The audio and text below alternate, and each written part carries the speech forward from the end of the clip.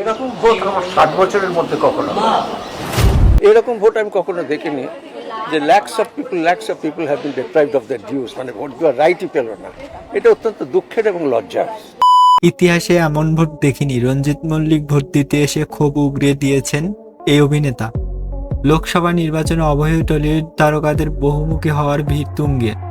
আজ ভবানীপুর সপরিবারে ভোট দিতে এলেন টলিউড ইন্ডাস্ট্রির বেরদুদা অর্থাৎ বর্ষিয়ান অভিনেতা রঞ্জিত মল্লিক। সঙ্গে ছিলেন স্ত্রী দীপা মল্লিক এবং কন্যা কোয়েল মল্লিক। তবে ভোটদান শেষে সংবাদ মাধ্যমে মুখোমুখি হয়ে রীতিমতো ক্ষোভ প্রকাশ করেছিলেন রঞ্জিত মল্লিক।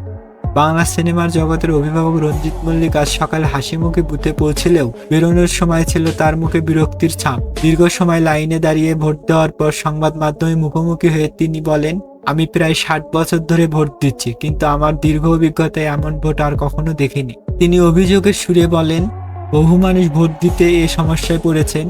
বিশেষ করে লক্ষ লক্ষ মানুষ তাদের ভোটাধিকার প্রয়োগ করতে পারছেন না।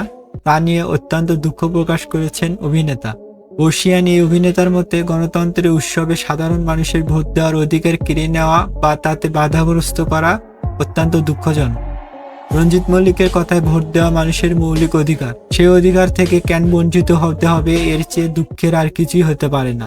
যদিও কোনো নির্দিষ্ট রাজনৈতিক দলের নাম তিনি এখনো সামগ্রিক পরিস্থিতি নিয়ে কিছু জানায়নি। এর রেগে মাখা আগুনের মুখ দেখে রীতিমতো চাঞ্চল্যকর তথ্য ছড়িয়ে পড়েছে।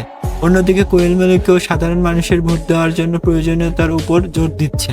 কোয়েল মল্লিকের পরিবার ভোট দেওয়া দেখতে বুথের বাইরে অনুরাগীরাও সাধারণ মানুষের উপচে পড়া ভিড় ছিল এবং চোখে পড়ার মতোও ছিল।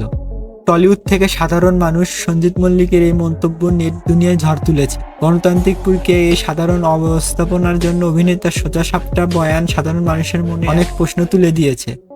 হ্যালো ভিউয়ার্স, ভিডিওটি ভালো লাগলে অবশ্যই লাইক, কমেন্ট, শেয়ার করবেন।